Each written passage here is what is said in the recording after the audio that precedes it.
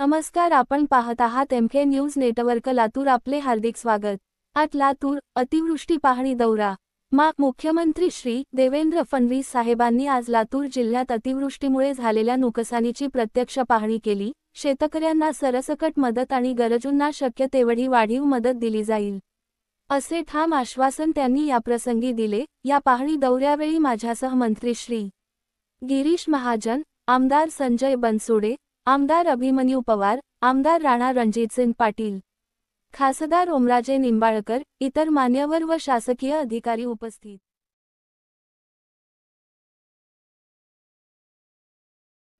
आणि म्हणून शासन म्हणून मी आपल्याला या निमित्ताने आश्वस्त करतो की आम्ही सर्व शेतकऱ्यांना सरसकट मदत करणार आहोत आणि जेवढी वाढीव मदत आम्हाला करता येईल ती करण्याचा आमचा प्रयत्न असेल. आणि एवढंच नाही तर ज्यावेळेस आपण टंचाई घोषित करतो, टंचाई घोषित करत असतो साहेब, ओला दुष्काळ आणि कर्जमाफी मदत किती करणार ते सांगा. मदत टंचाई म्हणजेच दुष्काळ.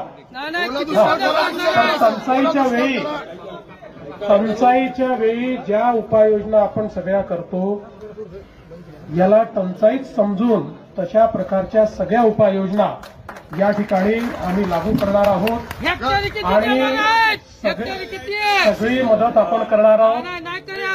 या ठिकाणी ज्यांच्या घरामध्ये पाणी घुसलेलं आहे, हे बाबा राजकारण करू नको, राजकारण करू नको, राजकारण नाही करायचं.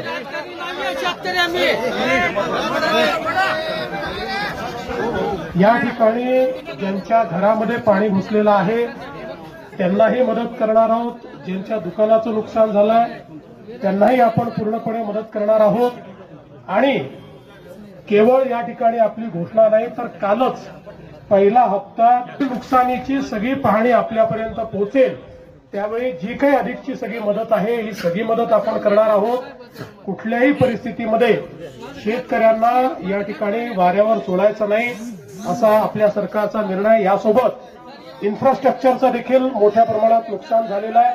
विशेषतः या गावची जी मागणी आहे की 2 गावांना जोडणारा आपल्याला जो पूल या ठिकाणी करायचा आहे, मी आजच घोषणा करतो की या पुलाला आम्ही मान्यता देऊ. या ठिकाणी येणाऱ्या रस्त्याला देखील आम्ही मान्यता देऊ. तो रस्ता देखील जो आहे त्यालाही आम्ही मान्यता देऊ आणि सगळ्या पद्धतीनं हे जे काही इन्फ्रास्ट्रक्चरचं काम आहे हे काम देखील या ठिकाणी आम्ही पूर्ण करू. त्यामुळे कोणालाही चिंता करण्याची आवश्यकता नाही आहे. सरकार 100% तुमच्या पाठीशी उभं आहे.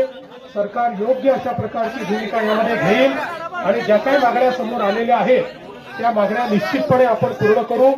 मला अनेक गावांमध्ये या ठिकाणी पाहणी करायला जायचं आहे, त्यामुळे मी अधिक आपला वेळ घेणार नाही आणि जरूर ही सगळी जी काही आपली परिस्थिती आहे त्या परिस्थिती अनुरूप या ठिकाणी निर्णय घेतला जाईल हा विश्वास मी आपल्याला देतो. धन्यवाद.